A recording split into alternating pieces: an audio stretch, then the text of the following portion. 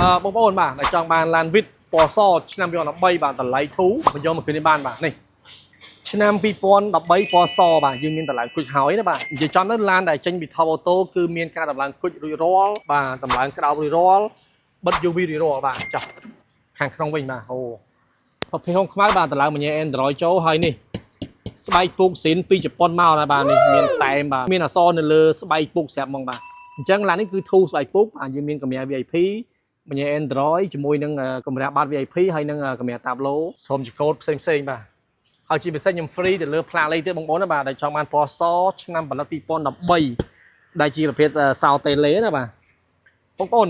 គិតថាប្រើវិតគឺទលាយថងថាទី1ចំណេញតម្លៃក្រម